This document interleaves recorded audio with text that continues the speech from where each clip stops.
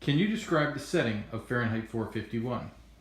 Fahrenheit 451 is set in a near future society where books are outlawed and people are taught to care for themselves instead of others. In this society, firemen are meant to start fires in houses in order to burn the accused books to ashes. This world has experienced multiple nuclear wars, leaving other countries burnt to ash or poor due to destruction. However, in this country, families have full wall TVs and rarely have multiple working members. In this world, self-worth is determined by what you own instead of who you are.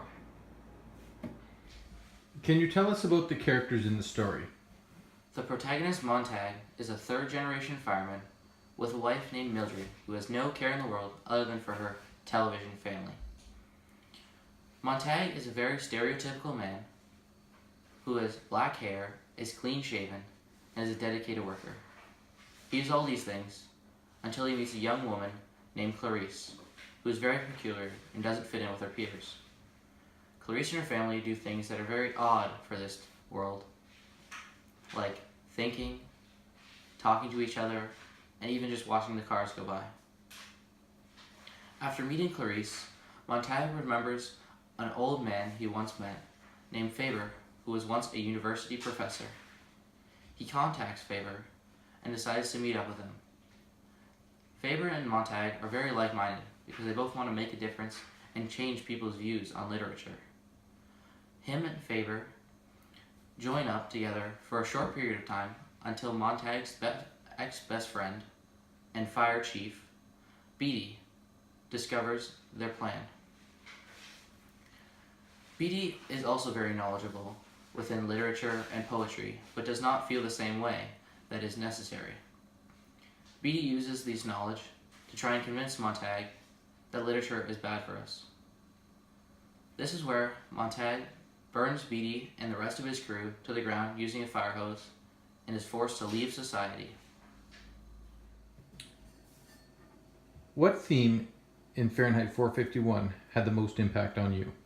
The theme defiance, although a central theme, is most evident in the evolution of the protagonist Montag.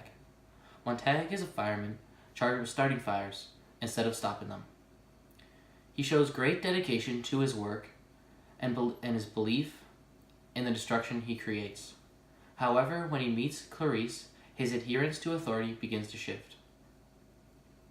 Montag now understands the sacrifice the world is making in the name of obedience and rejects what he once stood for. The hose he once used to uphold the rules is now the vehicle by which he uses to break them down.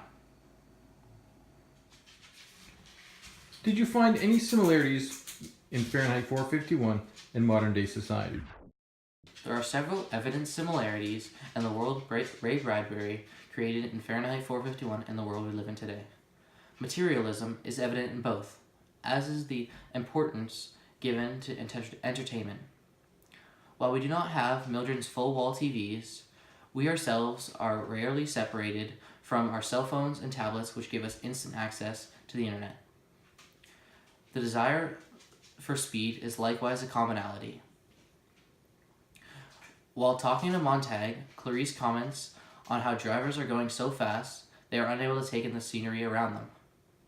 In our world today, we are busy creating bullet trains designed to go so fast from one place to another, we are not seeing what is in between.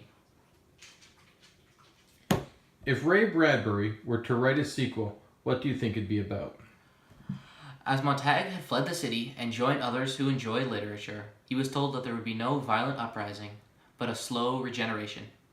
This leads me to believe that the sequel would not be told from his point of view, but one from his son or his grandson. I believe that the story would tell of how books had begun to be rewritten and the bans withdrawn. I believe that Montag's descendant would be a politician based upon his original efforts to begin the uprising himself.